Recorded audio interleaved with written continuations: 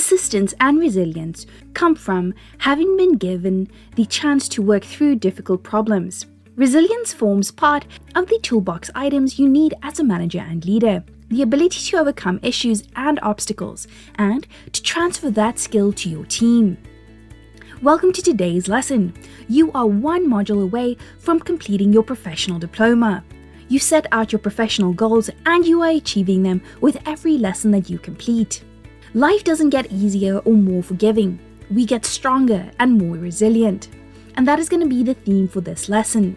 Today we're going to look at building your resilience. We're going to look at resilience explained, resilience tools, and resilience exercises that you can take to your team and that you can use for yourself. But did you know? Unhealthy and difficult work environments contribute to premature deaths of US workers. Demanding workloads account for $48 billion in US healthcare expenditures. Initiatives and programs that foster a resilient and mentally healthy workplace increases productivity, lower healthcare costs, lower absenteeisms, and decrease turnover. So let's look at the first section of this lesson. Resilience exists when a person can bounce back and thrive from major challenges. It is often tested when stress factors arise in everyday life and when trauma or tragedy strikes. Stress is not the only factor that can test a person's resilience. However, how a person handles stress is a strong indicator of their ability to bounce back. Resilience is also a key element in the well-being of employees. Employers increasingly recognize the need to provide services, support, and health resources that address mental health and well-being. Let's look at the impact of resilience. As employers build and improve workplace culture and resilience, they also seek ways to address workplace stress and mental health. When addressed, employers build a resilient workforce.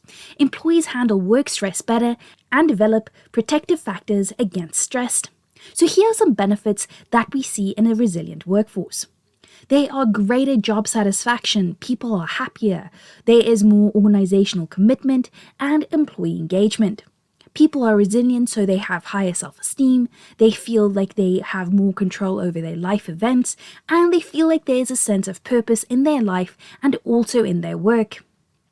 Employees then reap the rewards of increased productivity.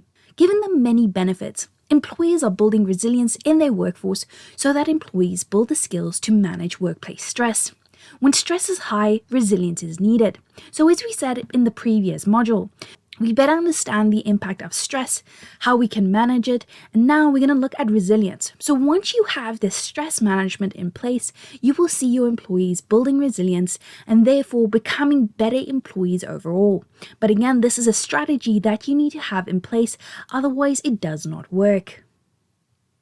So let's look at the types of resilience that we find. First off, we see a physical resilience refers to our body's capability to arise to physical challenges and maintain stamina. So according to Open Pages Web, let's say you have a physical resilience and a major life problem. So for example, you've had spinal surgery twice and in both cases you've had to learn to walk again. It took a long time and it was extremely difficult. So you had to physically overcome these obstacles and therefore over time you became more physically resilient. Physical resilience is most important in our daily problems.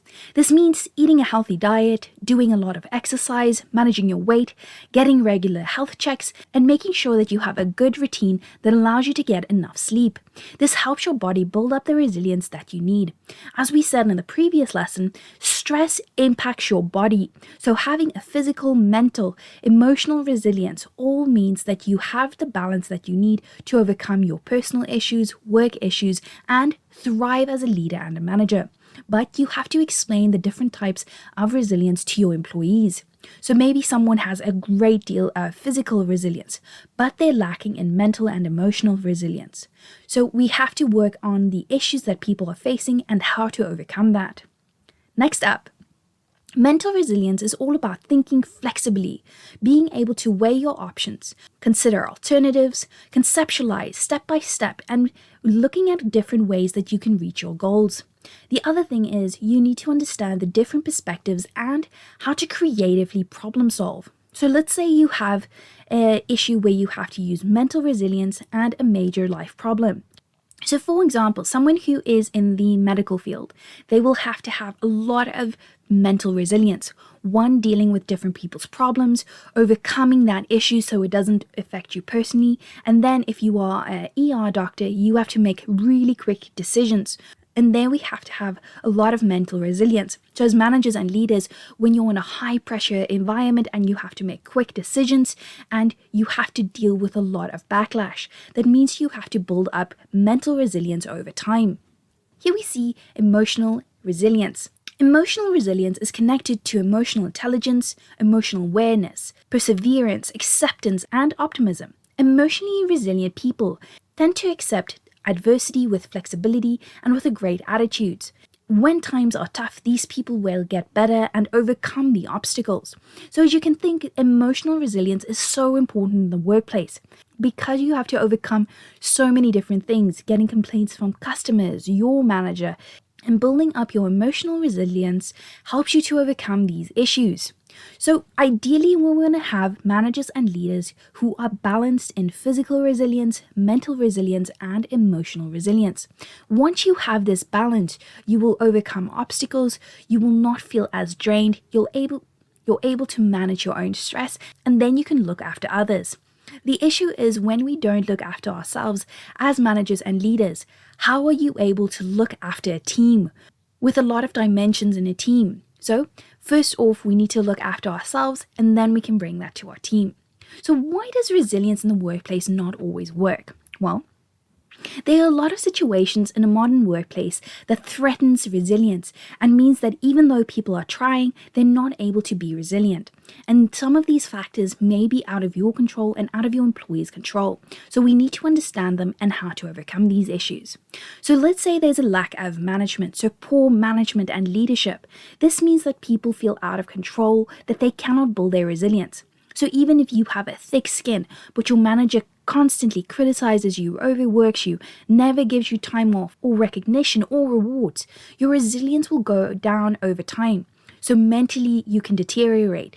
Physically, you can stop looking after yourself if you feel stressed.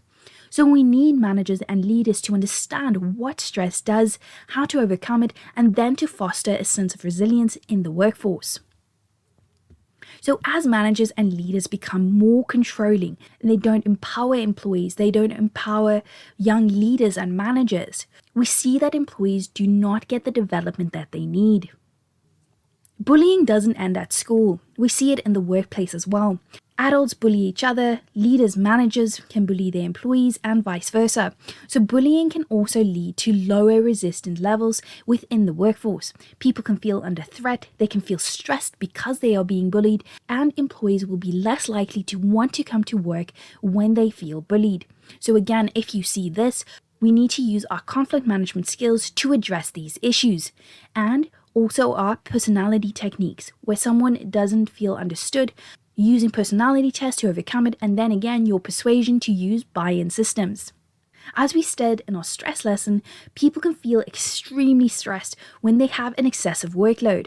So this can also impact resilience at work.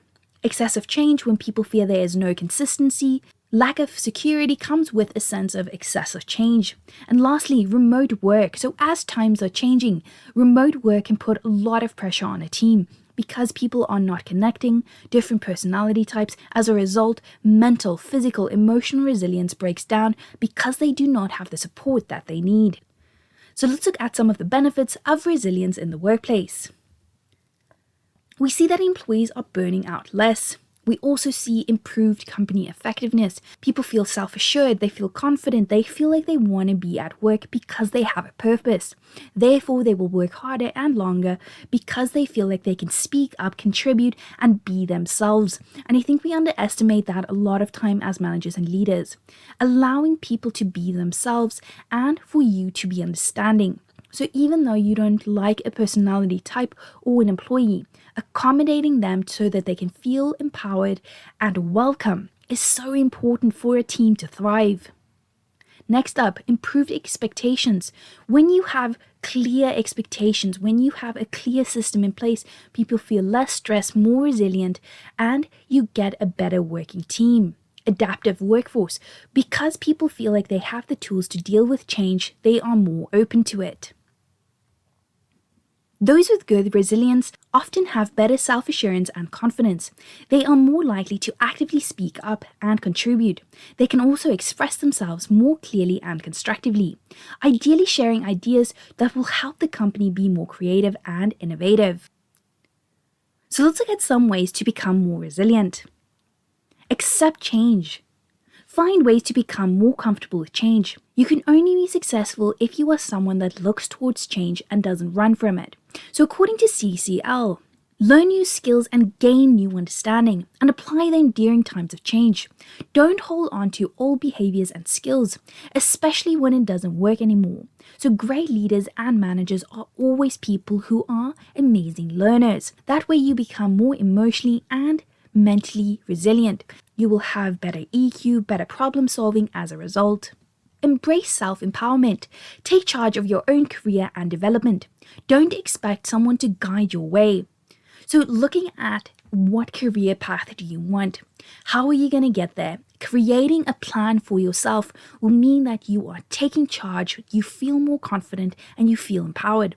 Your resilience towards issues that you face right now won't be so important because you know where you're going. You have a good plan.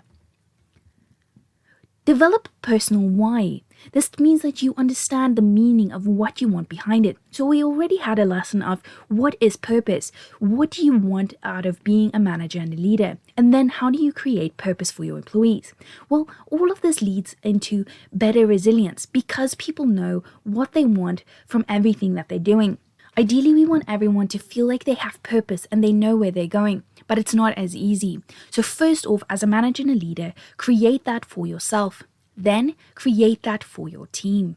Continuing on. Form your identity apart from your job. A job is one facet of your identity. It is one aspect of who you are, but you have to create balance of having a personal life, having a well-balanced life so that your career isn't everything. The issue with having your career as the center point in your life is that when something goes wrong, it will feel like everything is out of whack. It will feel like you are not balanced, that everything is out of control. So the idea is to creating balance within your life so that you can have those three types of resilience because you have balance. Develop and nurture a broad network of personal and professional relationships. Personal relationships create a strong base of support. It then helps you in achieving goals, dealing with hardships, and developing perspective. So you can use your networking skills to create professional relationships that will help you in the long term. But you also have to nurture your personal ones to create that balance of resilience. In most of the lessons, we've talked about reflecting as a manager and a leader, reflecting on your plan, the way you've approached it, and helping your employees reflect. And reflecting also comes in resilience. Whether you're celebrating success or enduring hardship, make sure that you are reflecting on how you're handling your stress, uncertainties, and setbacks. The idea is to reflect and foster a new way of learning, a new perspective, and making sure that you're valuing what you just learned. It would be a shame if you just overcame something so difficult and instead of celebrating what you've just done, to feel sorry for yourself. So I want everyone to make sure that you're keeping yourself accountable. When you're reflecting, don't be negative about it. Make sure that you're being uplifting. Look at the positive side of what you've just done and how you can learn. Then lastly, reframing skills. Question when and if your definition of yourself and your career needs to be changed. Question and even change your definition of yourself or your career. Reframe how you see your skills, your talents, and your interest. By casting your skills into a new light, you might be able to change your patterns, to change the way you think, the way you work, and your behaviors. So part of reflecting, we want to say that yes, I am reflecting, I see what I've done right and wrong, and now I'm going to reframe it so I can see I need the following skills, or the skills I have right now is not helping me on my career path. With that, let's have a look at the next section of this lesson. Now we're going to have a look at resilience tools. Did you know? Unhealthy and difficult work study carried out by the the library revealed that 57% of employers see resilience as a key skill for candidates. Meanwhile, 71% view the ability to adapt as a key skill, which is a core aspect of resilience. These results reveal that businesses place high value on employees who demonstrate resilience. So keep that in mind when you are hiring, when you are developing your team, and when you are applying for a new job. Being adaptive, being resilient, being able to manage your stress, you're going to be able to achieve all of your personal and professional goals. So when do we consider resilience training in the workplace? According to Workplace Mental Health, employees are increasingly turning their attention to resilience training, with good reason. In a dynamic work environment, resilience training elevates job performance and work engagement. Innovative strategies to improve employee health and organizational performance are highly aligned. When considering training material designs, we need to look at the following components. So when you have to overcome interpersonal challenges, and this also extends to your employees, so you can spot these issues and then you can create a training program that will help people with these challenges. Next up, managing emotions. So, like we said before, a EQ workshop and how you can use EQ in the workplace and as a manager and leader.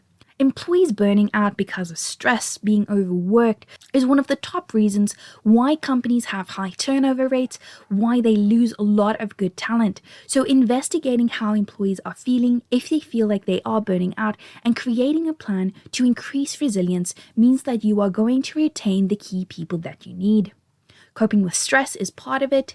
Sleeping habits. So often in work, we don't address people's personal habits, but as we can see, companies are looking at the overall person, which also looks at their personal life. Do they have enough time to look after themselves? So I know a lot of companies also have in-house gyms and programs where employees can do yoga and they can go meditate. So it helps with people not burning out, dealing with stress, and remaining calm. So everything builds up to the company looking at employees and how they can really help them. So next up, let's look at reflection. Another way to become more resilient is to reflect on your experiences. You have the resources within you to become more resilient. But it does take some effort to learn and remind yourself of the work that you're doing and how you can be the best possible version of yourself and allowing yourself to grow. So here's a really great exercise that you can do on your own and take to your team. So this exercise is going to ask you a few questions. So we're going to do this exercise together. Recall a time in your personal life or professional life when you were able to rise above a difficult situation. So you're going to ask yourself the following questions. What happened during this time?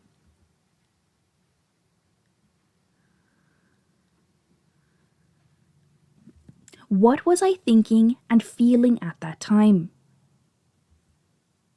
How did I get through it? Very, very important. And lastly, how did I learn? So as you can see, 4 basic questions, that is a great exercise for yourself and for your team. And afterwards, if you want to do this in a group setting where people can answer the questions, you guys can discuss it, reflect as a team, and look at best practices. It also helps for people to connect, as a lot of people have gone through similar issues. So let's look at ways to build a resilient workforce. According to positive psychology, there's a range of possible ways to develop resilience in the workplace.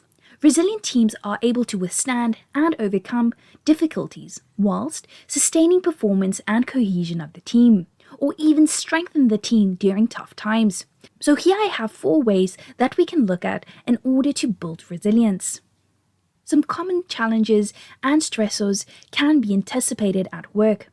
To develop resilience in team members, checklists and guides are helpful in a way to provide employees with resources that they can turn to when dealing with these issues. These resources can be a go-to guide for employees. The resources might include tips for troubleshooting, guides for escalating if necessary, questions and answers, and exercising that they can do in the workplace that they can unload. It can create a sense of community because people have resources, they know who to turn to, and you can create a mentorship program out of this. In order to develop the resilience of any team, it is worthwhile to conduct team resilience training. The benefit of training for a team is it helps the team members develop a group understanding, which creates cohesion and it promotes positivity within that team. Some tasks that are physical in nature can be practiced. This sort of training has been used extensively in training of medical professionals. It is also good for team members to consider any resilience behavior during this time. For example, the person in charge of training could provide the team with a scenario or possibly an event and ask them to think about how they would solve the problem, discuss the scenario, and go over how they would handle it, how they would overcome their feelings, the resources they need to overcome it, and how they could support each other as a group. After any challenge or stressful event, it is valuable for the company and for teams to offer each other an opportunity to debrief. These sessions will encourage employees to reflect on an experience that they had as a group. It is a great way for people to look at how they coped, how they should have coped, how managers and leaders could have helped them, and for them to give honest feedback. This process can also include action planning for the team, as well as being a helpful process following a particularly stressful event.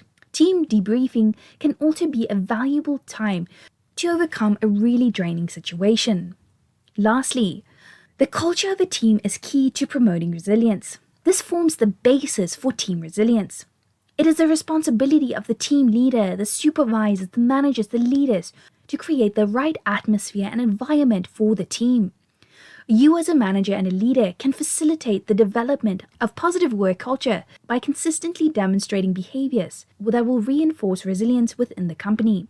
A culture of resilience includes a team where people can speak up, where they can ask questions, where they can be open about sharing bad news, where they can maintain composure during emergencies and issues, but they have time to debrief and actually speak about what's going on. You need to create models of what people should do during stressful times, but how you will handle it as a manager and a leader. All of this helps your employees feel like they can trust you, they can trust the team, and you become a united team. This brings me to the last section of this lesson. Finally, we're going to look at resilience building exercises. So these are really nice workshops that you can take to your team. These are fun exercises that you can approach as a unit to talk about this topic and really make it a fun exercise, because stress management, dealing with issues, overcoming these things are not always easy, especially if you're on a high pressure job. So looking for workshops and exercises are the key things you need to help your employees get comfortable, understand the topics, and really get used to it. So let's have a look. So this exercise is 3 good things, according to positive psychology. One example of this is to foster positive thoughts and emotions. So the idea is, in this research program, they found that the daily repertoire of emotions of people who are highly resilient is remarkable, and it is so much different from those who do not have it. Consider ending your day by reflecting on and writing down 3 good things that happened during the day. By intentionally reflecting what you felt, the experiences you went through, you will be able to identify more of the good than the bad. And then if you do experience the bad, you will be able to overcome it, create strategies, and understand what you're going through. I've seen this in a few teams where people journal during the day. So they'll write themselves notes, they'll have brain breaks, they'll just really sit down and reflect. And looking at what you actually accomplished at the end of the day is a great way for you to say, yes, I did an amazing job, I had great feedback, I really helped that customer, and not focus on, oh, I was a bit late and my manager didn't maybe like me. So there are good things and bad things, but we can choose to focus on the good. Next up, this is called the design a flow activity. According to positive psychology, flow is the term used by researchers for optimal state of consciousness, those peak moments in total absorption in activity. Research across various domains has shown the positive impact of experiencing a flow state of resilience. Seek out new flow experiences that optimally engage your attention and leaves you with a sense of accomplishment and reaching your goals. As you explore new flow activities, consider the following criteria: a task requiring skill and concentration, something that involves intense focus, something that is goal-directed, something that will help you provide ongoing feedback. So you want to look at something that makes you feel in control, something that makes you lose track of time, but you're enjoying it so much that you don't want to give it up. So the idea is for you to create a sense of purpose, a sense of you want to do this so much. You are so interested in this project.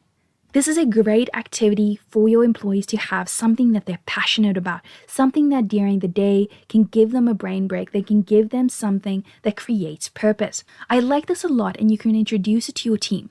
Either do it in a group session, but this is a bit tough because people need to engage with it and feel like they're losing track of time. So what I suggest is introducing this process to your employees and then allowing them during the day, if they feel like this is something that they want to use, and if it happens, allow them to take on this process. Then you can get feedback and as a group discuss what they thought. Was it something they liked? Was it something that they would rather not do? With that, let's look at some more activities. Here we see take your resilience inventory.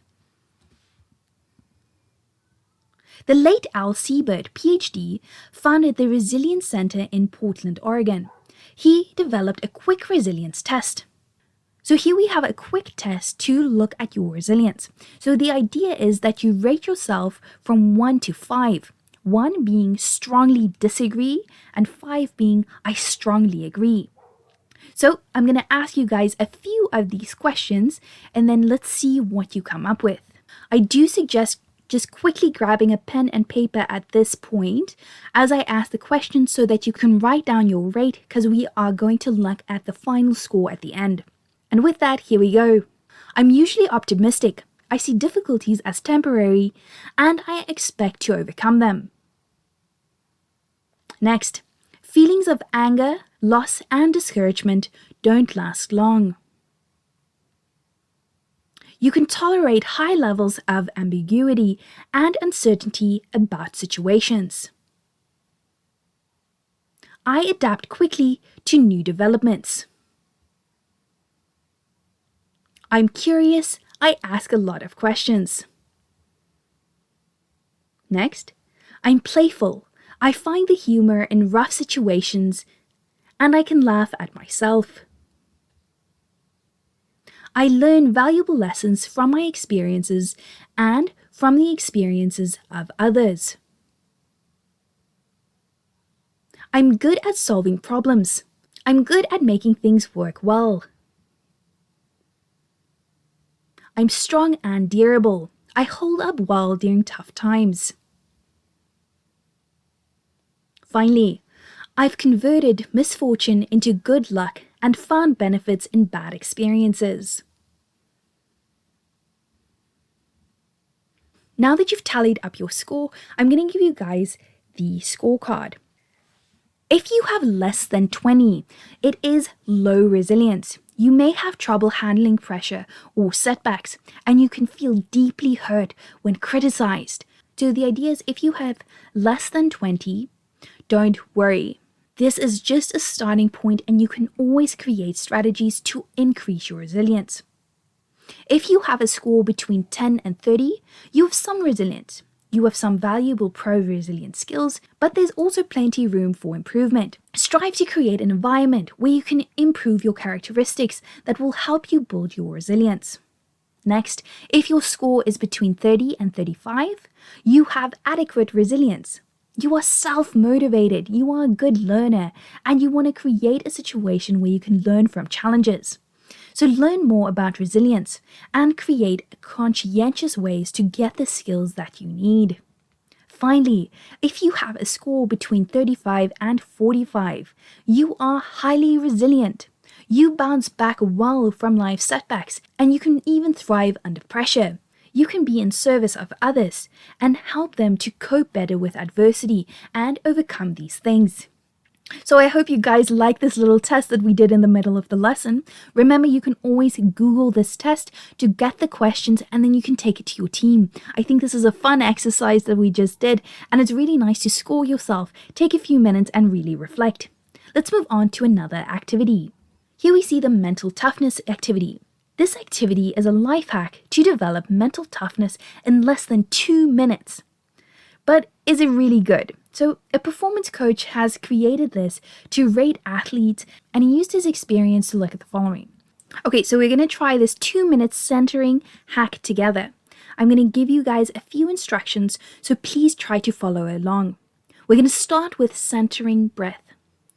Breathe in for 6 seconds. Hold in your breath for 2 seconds. Breathe out for 7 seconds.